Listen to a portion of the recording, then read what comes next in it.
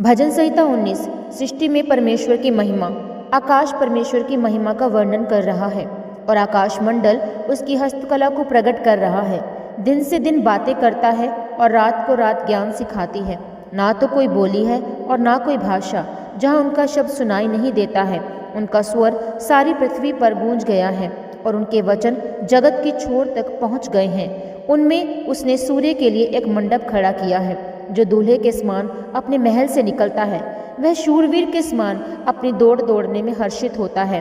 वह आकाश के एक सिरे से निकलता है और उसके दूसरे सिरे तक चक्कर मारता है और उसकी गर्मी सबको पहुंचती है। परमेश्वर की व्यवस्था, यहोवा की व्यवस्था खरी है, वह प्राण को बहाल कर देती है।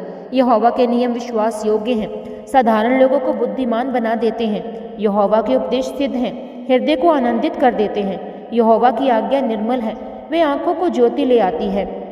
यहोवा का भय पवित्र है, वह अनंत काल तक स्थिर रहता है।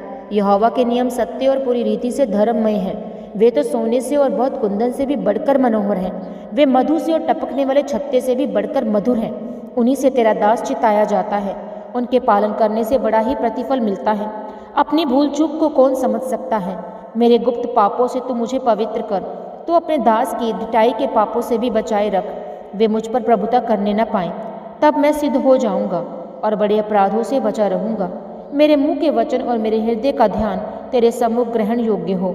हे यहोवा परमेश्वर, मेरी चट्टान और मेरे उद्धार करने वाले। आमीन।